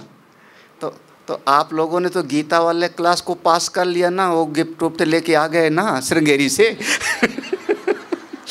तो भाई जब पास हो गए तो फिर आगे बढ़ो कि नहीं? हाँ भाई, अच्छा स्कूल से सर्टिफिकेट मिल गया ना कि बच्चा पास हो गया, और फिर उसी क्लास में जाके बैठ जाओ तो सर्टिफिकेट मिल गया ना आपके पास होने का, तो आगे कब बढ़ोगे फिर? ऋषिवीर बहुधा गीतम छंदोभिर्विविधैः पृथक् ब्रह्मसूत्र पदैश्चैव हेतुमद्भिर्विनिश्च। अब यहाँ से क्षेत्र को समझो। अब यहाँ से भगवान ने 2 श्लोक में क्षेत्र किसको कहते हैं उसका वर्णन है। 2 श्लोक हैं। वो 7वें अध्याय से मिलाना। 7वें अध्याय में अपरा प्रकृति की बात आई थी, याद है ना? अपरा प्रकृति की बात आई थी 7वें अध्याय में। उसमें 5 महाभूत और 3 और था, भूमिरापो नलो वायु। हाँ, यहाँ उसी को मिला लो। महाभूतान्य अहंकारो बुद्धिरव्यक्तमेव च इंद्रियाणि दशैकम च पंचचेन्द्रिय गोच। ये सब क्षेत्र है। क्षेत्र में क्या क्या आया? 5 महाभूत, अहंकार, बुद्धि, अव्यक्त, 10 इंद्रियां, 5 ज्ञान की और 5 कर्म की, 10 इंद्रियां और 1 मन, सबका नियंता। दशैकम, दशैकम माने 10 धन 1, 10 इंद्रियां, 1 उसका स्वामी, मन, एक कितने हो गए? 11। ये 5 महाभूत कितना हो गए? 16। बुद्धि, अव्यक्त, इसमें इतने आ गए ना। और इंद्रियां जिसकी तरफ जाती हैं 5 विषय, कितने हो गए? आप 24 तक तो गिन लेना है ना। आप कहते हो ना बीच में 24 चीज तत्वों से बना हुआ ये, देखो एक ही श्लोक में। हाँ, और आपके भीतर क्या क्या होता है। अब इतना क्षेत्र में है, ये सब मिलके पार्ट्स बने हैं, अवयव बना है, इतना सब आपके शरीर के बनने में लगा हुआ है, अंग प्रत्यंग। अब भीतर चलता क्या है आपके? इच्छा द्वेषम सुखम दुखम संघातश्चेतना धृति एतत् क्षेत्रम समासेन सविकारम, है ना। हाँ, भीतर जो चल रहा है, अब चल क्या रहा है? इच्छा कामना आई, फिर किसी से राग हुआ, फिर किसी से द्वेष हुआ, फिर कभी आपके मन में सुख आया, कभी दुख आया। संघातस्य, ये संघात माने कहते हैं कई चीज़ों का समूह। संघात माने कई चीज इकट्ठे आपके भीतर आ जाती है, ये सब का सब। और इन सब को शक्ति देने वाला भीतर एक चेतना, कौन हो गए? इतना सब के सब मिलकर के ये सब क्षेत्र हैं, ये सब क्षेत्र हैं। थोड़ा ध्यान से समझना। तो वहाँ पर चेतना को जीव कहा था ना, जीव भूता परा प्रकृति, अपरा प्रकृति और ऐसे कहा था ना। तो वहाँ अपरा प्रकृति में वो गिनाया था और परा प्रकृति में भगवान ने कहा था जीव भूता महाभाव। वो जीव भूता जिसको कहा था उसको यहाँ पर चेतना कहा। संघातस चेतना धृति, ये भी आपका क्षेत्र ही में आता है। इतना सब क्षेत्र में आ गया। ऐसा भगवान ने कहा। अब अर्जुन को लगा प्रभो थोड़ा कठिन है, तो भगवान इतने कह देंगे, इनको जानने वाला जो है क्षेत्रज्ञ है।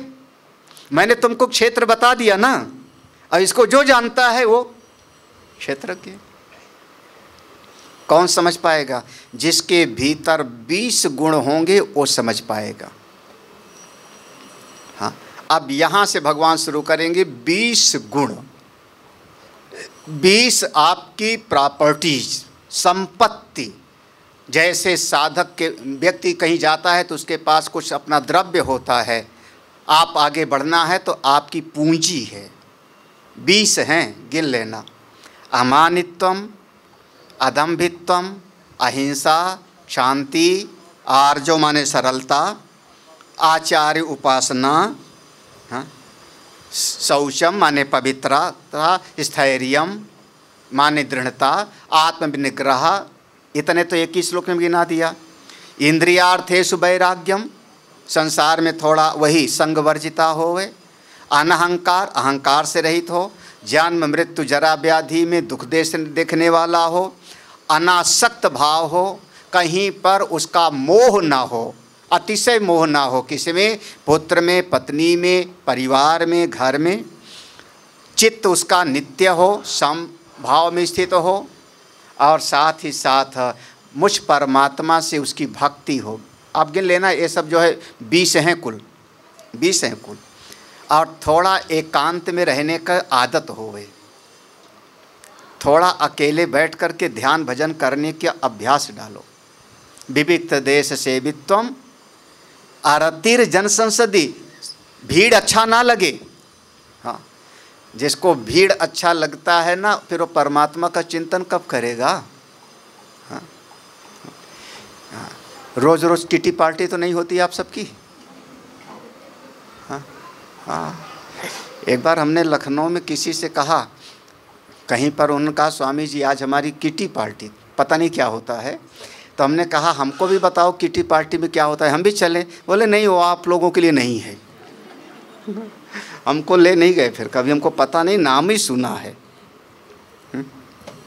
हाँ, ये सब लोग जो है ना, रिटायर्ड जितने इंजीनियर होते हैं अपना एक एसोसिएशन बना लेते हैं। हाँ, कभी कभी महीने में एक दिन कहीं होटल में जाके खाएंगे पिएंगे, गप लगाएंगे। होता तो नहीं ऐसा? हाँ, होता होगा ना। हाँ, सबके अलग अलग अपने अपने जो है, हाँ, ग्रुप बना लेते हैं, और चलो आज कहीं अमुक होटल में चलेंगे, आज अमुक जगह पे पार्टी करेंगे। जिसको ये अच्छा ना लगे उसका नाम है आरतिर जन संसदी। देखो ये लिखा है ना, आरति, विविक्त देश सेवित्वम, और आरति माने उसमें अच्छा नहीं लगता। कहाँ? जन संसदी, भीड़ में, जन समूह में जिसको अच्छा नहीं लगता वो भगवान का भक्त होगा। अध्यात्म ज्ञान नित्यत्वम, अध्यात्म ज्ञान से जुड़ा रहे। क्यों? तत्व ज्ञान के लिए। एतज ज्ञानम इति, यही ज्ञान है, और इससे उल्टा दूसरा जो होगा अज्ञान है।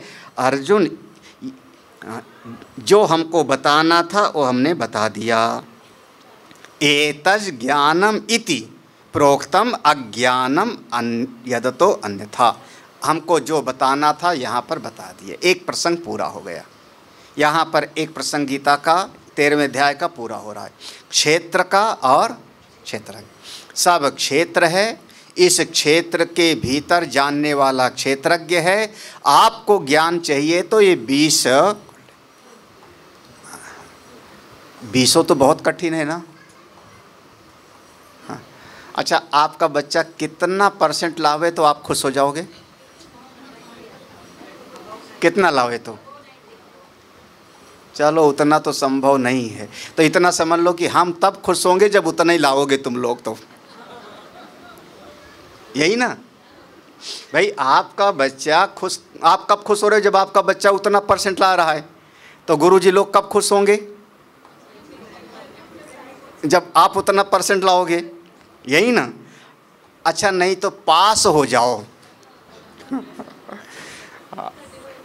कितना % में पास होते हैं? 33 में 35, चलो 33-34 जो भी हो गए, 1/3 में पास हो जाते हैं। तो 20 का 1/3 कितना होगा? उतना ही ला लो तो भी मैं खुश पास उतना ला लो तो भी बेड़ा पार, कोई बात नहीं, घबराना। अब वो थोड़ा पढ़ लेना अपने आप, उस पर मैंने ज़्यादा उसका विस्तार नहीं किया, क्योंकि उसका विस्तार करेंगे तो फिर। अब यहाँ से ज्ञेय और ज्ञान का विषय लिया, यहाँ से ज्ञेय और ज्ञान का। ज्ञेयम यत्तत् प्रवक्ष्यामि यज् ज्ञात्वा। देखो मैं तुमको अर्जुन उस ज्ञेय माने जिसको जानना चाहिए। देखो अब तीन बातें होगी। जो जानने वाला है उसको हम कहते हैं ज्ञाता, जिसको जानते हो उसको हम कहते हैं ज्ञेय, और जो बुद्धि में आपकी समझ हुई उसको हम कहते हैं ज्ञान। हाँ, एक किताब है, गीता है, यही ना। इसको हमने देखा तो ये हो गया ज्ञेय, मैंने जाना तो मैं हो गया ज्ञाता, और दोनों के बीच में जो संबंध बना, मैंने कहा कि मैंने इसको देखा जाना, तो इसका नाम हो गया ज्ञान। ये त्रिपुटी हो गई, ये 3 का झमेला हो जाता है। हाँ, ज्ञाता, ज्ञेय और ज्ञान। ये जो ज्ञेय है, ज्ञेय माने ज्ञातव्य, जानने योग्य जो है, मैं तुमको उसको बताऊंगा अर्जुन। जानने योग्य तो केवल एक ही है। हाँ, अब इस फूल को जानो, फूल को जाना हमने, लेकिन ये फूल तो कल बदल जाएगा, सड़ जाएगा, तब फिर अब जानो, फिर सड़ गया तो जानो। आज दूध को जाना, कल दही को जानो, परसों मक्खन को जानो, इसकी कोई सीमा नहीं है।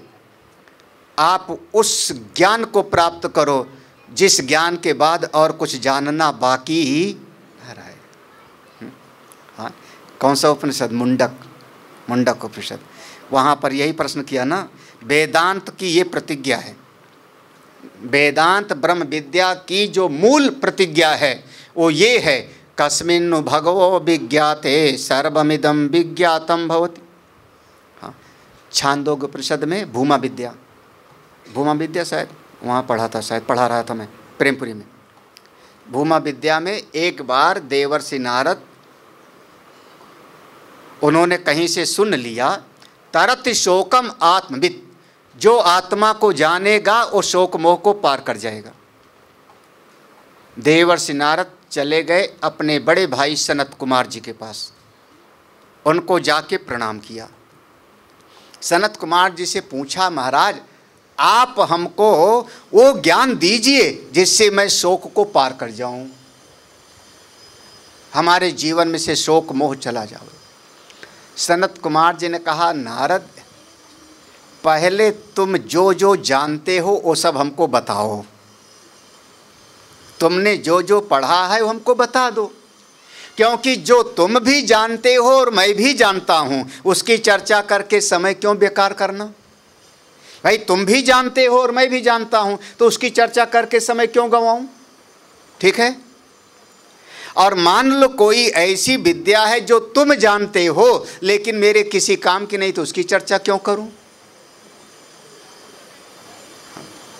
पहले तुमको क्या क्या आता है वो सब बताओ, फिर हम सोचेंगे तुमको क्या बताना। और वहाँ नारद जी ने जो गिनाना शुरू किया, मुझको नृत्य विद्या आती है, गायन विद्या आती है, पाकशाला की विद्या आती है, एक एक करके दर्जनों विद्या गिनाई उन्होंने।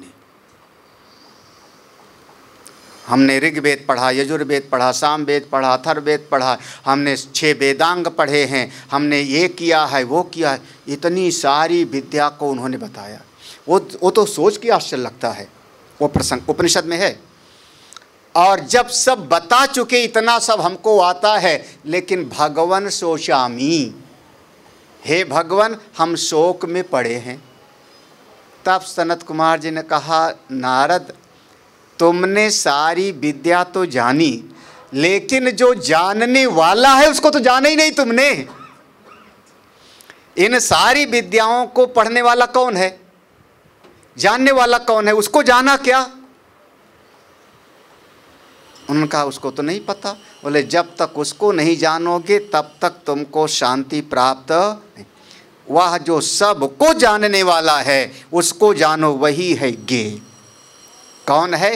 अनादिमत, जिसका प्रारंभ नहीं। अनादिमत माने जिसका कभी जन्म नहीं है। हाँ, आदि ना विद्यते यस्य, जिसका प्रारंभ नहीं, उसी का नाम है अनादि, अनादिमत। यत, ना वो सत है ना वो असत है, ना सत तत् ना असत उच्यते। दूसरे अध्याय का 16वां श्लोक कौन बोलेगा? दूसरे अध्याय का 16वां श्लोक। ना सतो विद्यते भावो ना भावो, बस वही समझ लो। और फिर अर्जुन को समझाना शुरू किया।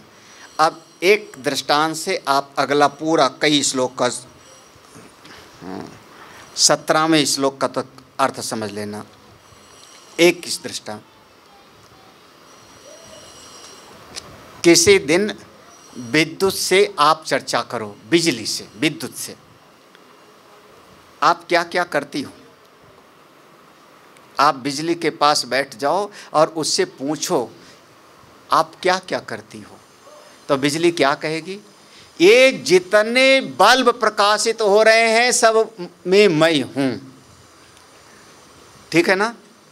जितना पंखा चल रहा है उसमें, ये जो पीछे कटर चल रहा है उसमें भी मैं, यही। हाँ, जितना मोटर चल रही सब में, यही कहेगी ना विद्युत, सब में मैं हूं, सब में मैं हूं।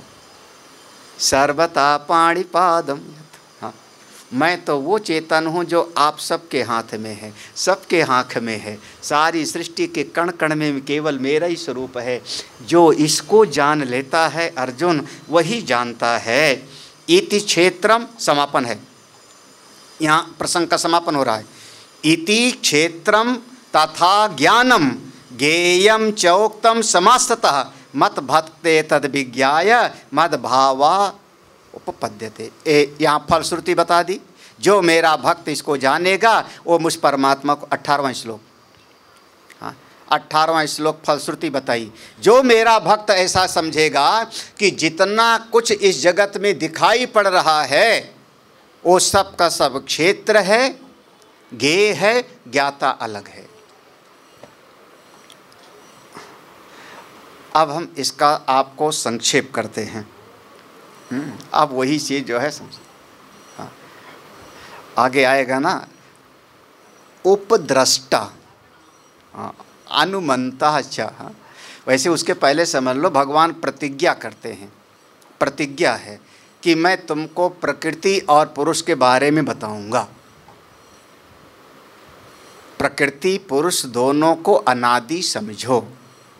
प्रकृतिम पुरुषम चैव विद्य अनादि उभावपि। हाँ, तो वो वहाँ से करते हैं। अब एक सिद्धांत आप लोग हमेशा के लिए इसको याद रखो, ये हमेशा के लिए, और आज तक कभी इसको कोई खंडन नहीं कर पाया, ना कोई साइंटिस्ट, ना कोई वैज्ञानिक, ना कोई कुतर्की। हाँ, इस सिद्धांत को कभी कोई काट नहीं सका अभी तक। हाँ, और कोई अगर कितना ही बहस करे आप उससे कहना इस सिद्धांत का खंडन करके दिखाओ। हाँ, वो सिद्धांत है जानने वाला जानी हुई चीज़ से हमेशा पृथक होता है। मैंने सरल हिंदी बोली है, जानने वाला जानी हुई चीज़ से हमेशा अलग होता है। नहीं समझ में आया? हाँ भाई देखो, अब एक समझो, हमने घर को देखा, घर को देखा है ना, घर को देखा तो घर से मैं अलग हूँ, तभी तो ना। हमने पेड़ को जाना तो पेड़ से मैं अलग हूँ। हमने आपको देखा तो आपसे मैं अलग। आपने हमको देखा ना तो आप हमसे चिपक थोड़े गए, हमसे देखा तो मुझसे आप अलग। हजार चीज़ें आप जिसको जिसको देख लेते हो, जान लेते हो, उससे हमेशा अलग होते हो। यह सिद्धांत है अकाट्य सिद्धांत। जिसको आप देखते हो उससे आप हमेशा अलग। दृष्टा दृश्य से अलग होता है, ज्ञाता ज्ञेय से हमेशा अलग होता है। जिसको जानोगे उससे आप अलग होते हो। आपने घर को देखा, पशु को देखा, धन को देखा, हमने मंच को देखा, माइक को देखा, माला को देखा, तुमको देखा, ये चीज़ देखा, जिसको देखा उससे अलग हो। समझ में आया है ना? जानने वाला जानी हुई चीज़ से, जब 1 करोड़ 10 करोड़ चीज़ों में सूत्र लागू होता है ना? अब इसी सूत्र को अपने ऊपर लगाओ। ये सिद्धांत है। आप जो कपड़े पहने हैं उन कपड़ों को जानते हो कि नहीं? तो इन वस्त्रों से भी मैं, ठीक है ना? आप अपने शरीर को जानते हो कि नहीं?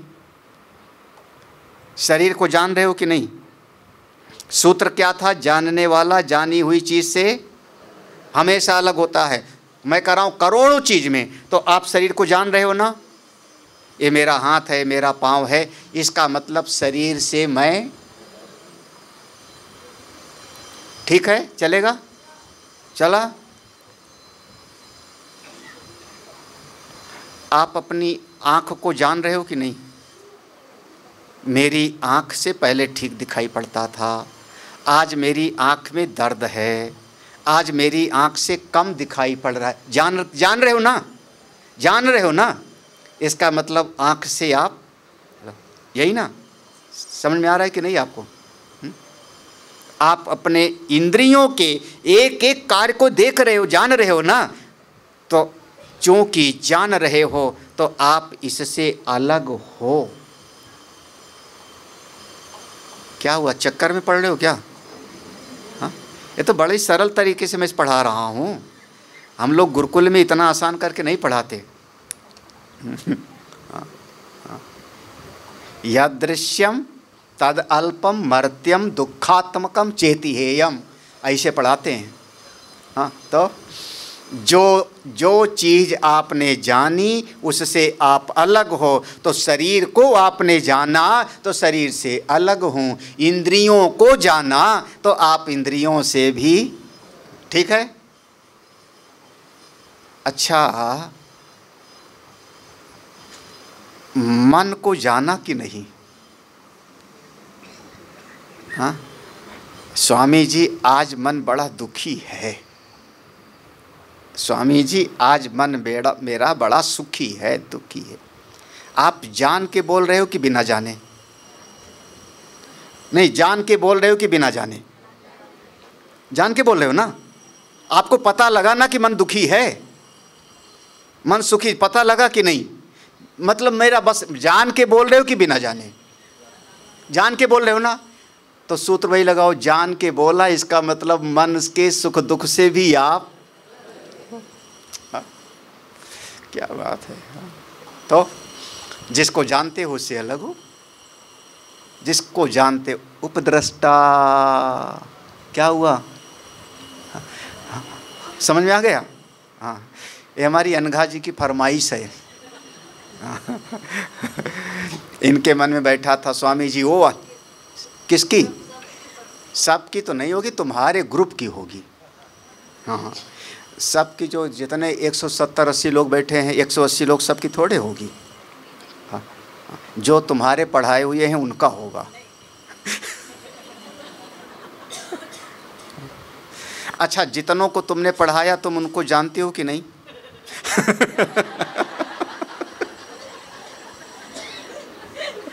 जानते हो माने उनसे,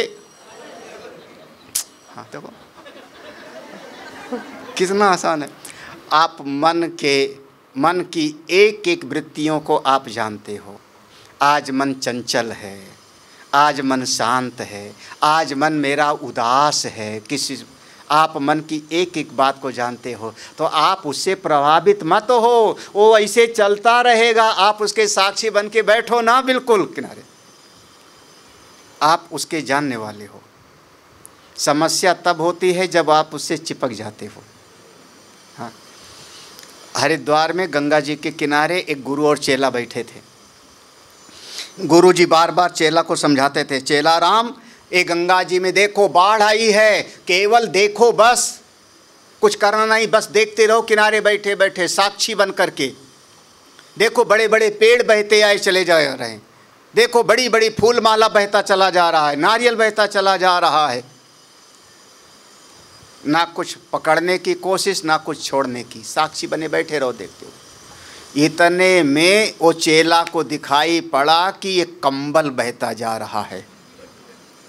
आए हाय, कंबल देखा, हरिद्वार की ठंडी। चेले ने कहा, गुरुजी अपना भाषण रखे रहो, पहले कंबल मिल जाए तो सर्दी से बचेंगे। छलांग लगा दी, जाके कंबल को पकड़ लिया। अब जब कंबल को पकड़ लिया, तब कंबल को पकड़ा, अब गुरुजी बाहर से चिल्ला रहे हैं, बाहर अब निकला, इधर आ, इधर आ जा, चेला आ जा इधर। चेले ने कहा, अब अंदर अंदर। चेले ने कहा, गुरुजी कैसे निकलूं, एक कंबल ने हमको पकड़ लिया। गुरु ने कहा, अरे मूर्ख, कंबल कैसे पकड़ लेगा? अरे गुरुजी कंबल नहीं था, ये भालू बहता जा रहा था जिंदा।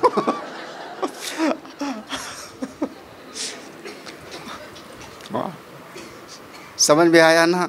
किनारे बैठे रहते तो सुखी, और जब पकड़ने गए तो ऐसे आप मन के भीतर हजार हजार विचार आते हैं, आप उसके बस ज्ञाता बने बैठे रहो। हाँ, ऐसे बुद्धि है, ऐसे बुद्धि है। बुद्धि के भीतर में कई बार निश्चय आता है, निश्चय बदल जाते हैं। आप अपने निश्चय को जानते हो बुद्धि के।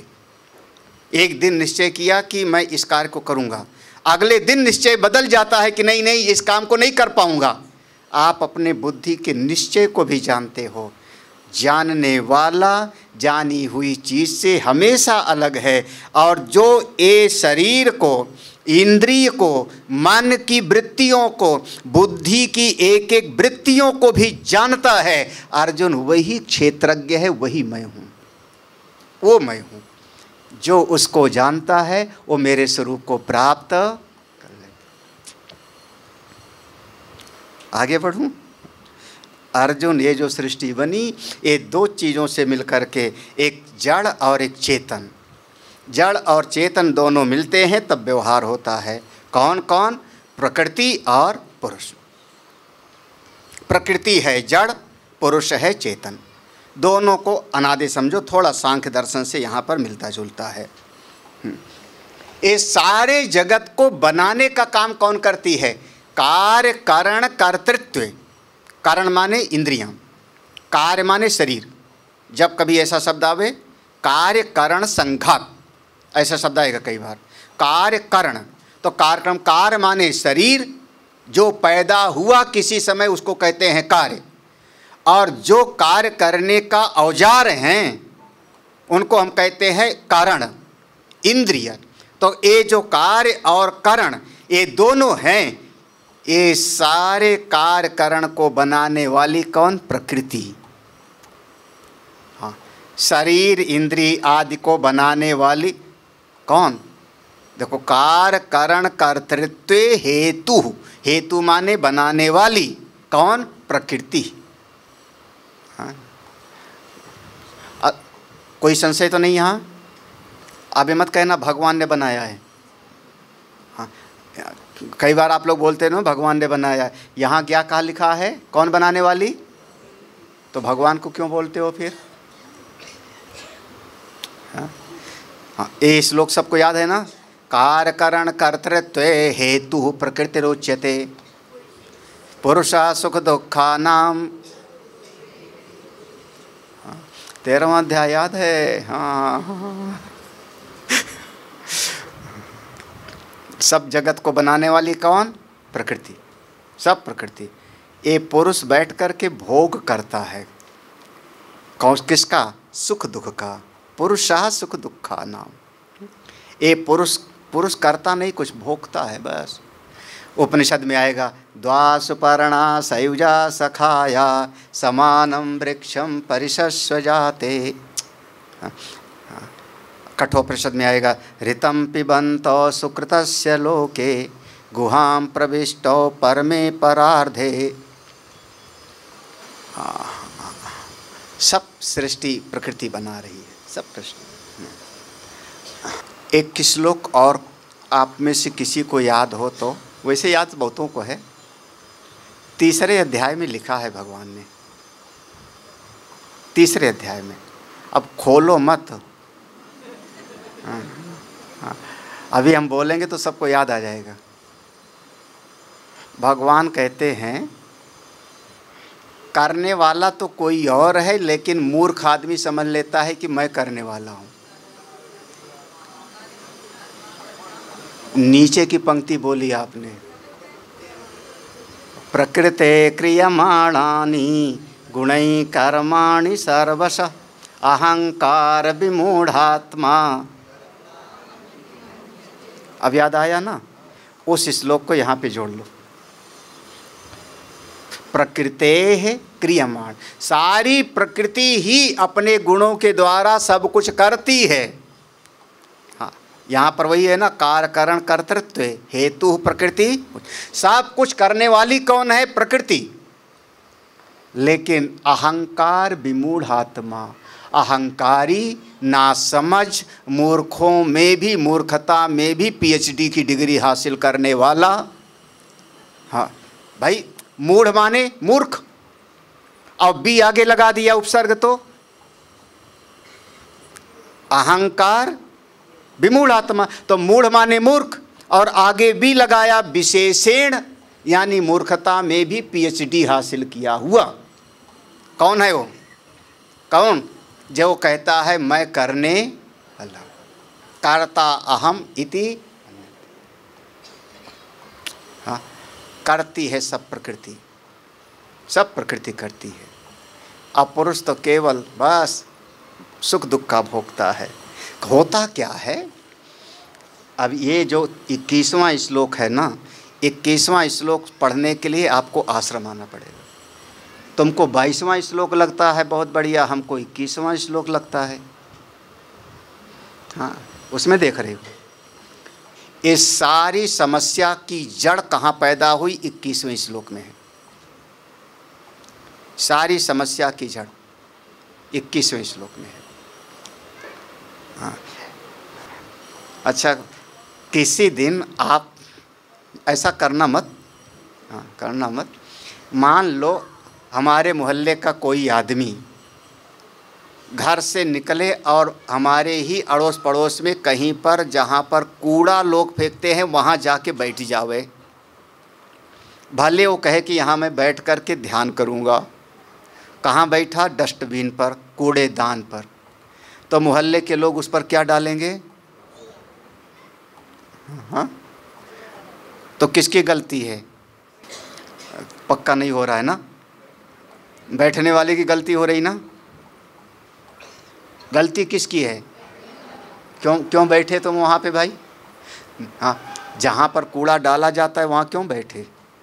अब हम कई बार तो हम जैसे सड़क पर चलते हैं, हाईवे पर लगातार चलना पड़ता है, और बहुत बार होता है कि अब थकान हो रही, थोड़ा चाय पी लें कहीं, थोड़ा चाय पी लें कहीं पर।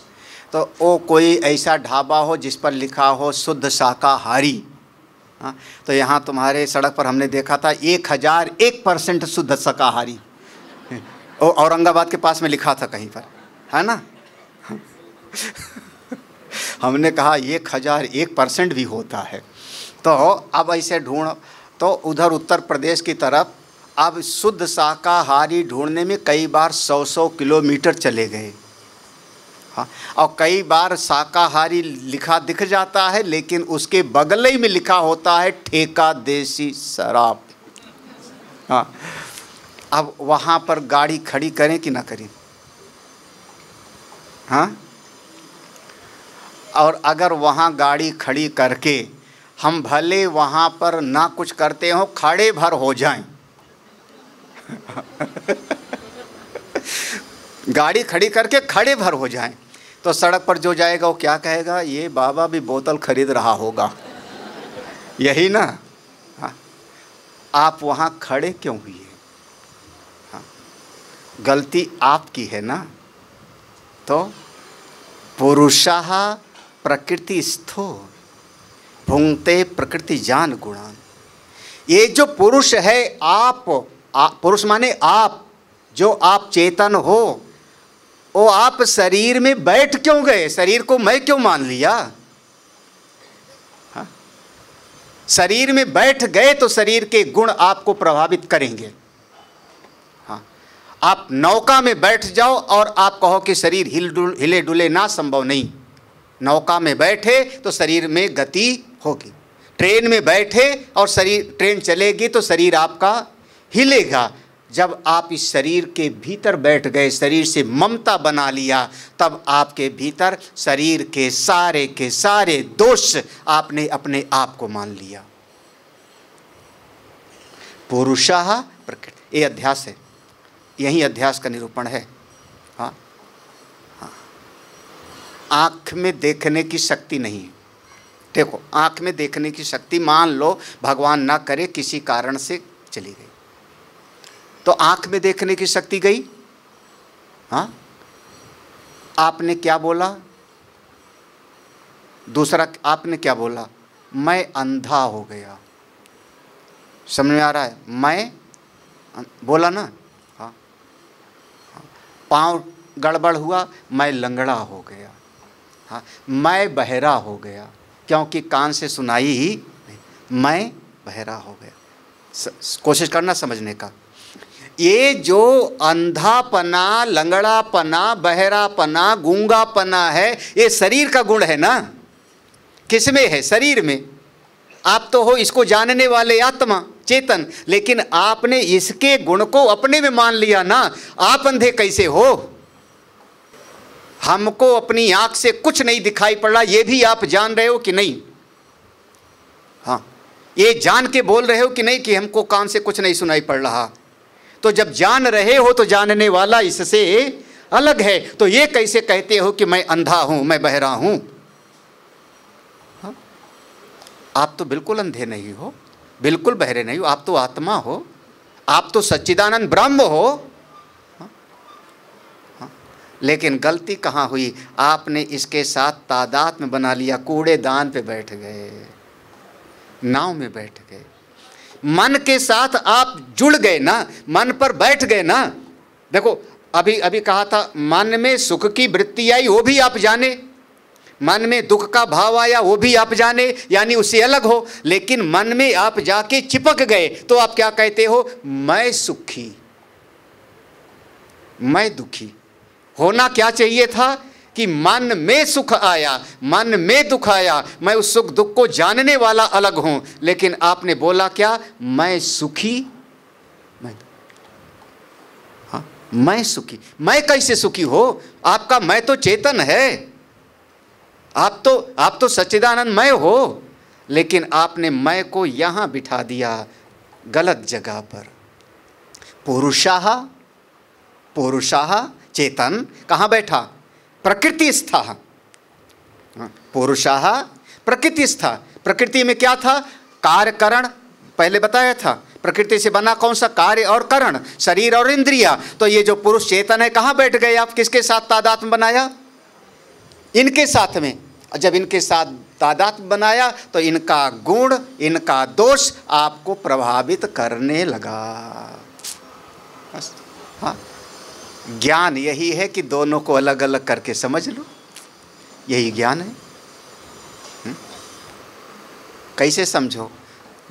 दृश्य को जानने वाला दृष्टा हमेशा अलग, तो शरीर को जानने वाला मैं अलग हूँ, उपद्रष्टा, अनुमंता। मन के सुख दुख को जानने वाला मैं उससे अलग हूँ। आप कभी सुखी दुखी नहीं होते, आप तो नित्य शुद्ध बुद्ध मुक्त स्वरूप हो। आप में तो कोई कमी है ही नहीं, बस फर्क ये है कि जाने नहीं, आप स्वरूप का बोध नहीं है। हाँ? आप तो अजर अमर अविनाशी हो। हाँ? हाँ? बस एक अज्ञान की परंपरा चल पड़ी, अनादिकाल से अज्ञान हमारे चित्त में छा गया। कभी भगवान की करुणा मिले, कृपा मिले, ये ज्ञान टिके। हाँ? आप ऐसे हो, ऐसे हो, शुद्ध आत्मा हो। उसको जो जान लेता है अर्जुन, वो मुक्त हो जाता है। भगवान ने 13वें अध्याय में ऐसे कुछ कहा है और फिर आगे साधन का उपाय बता दिया है। और अंतिम श्लोक है, भूत प्रकृति मोक्षम च ये विदुः, जो इसको जानता है, यान्ति ते परम यान्ति, वो परम गति को प्राप्त कर लेते। आप जानो, यही साधना है। याद रखना, क्षेत्र को जानने वाला क्षेत्रज्ञ, और क्षेत्रज्ञ आत्मा है, क्षेत्रज्ञ चेतन है, वो ब्रह्म स्वरूप है। हाँ हाँ, उसमें स्थित हो जाओ बस। ओम पूर्णमदः पूर्णमिदं पूर्णात् पूर्णमुदच्यते पूर्णस्य पूर्णमादाय पूर्णमेवावशिष्यते। ओम शांति शांति शांति। हरि ओम। श्री गुरुभ्यो नमः। हरि ओम।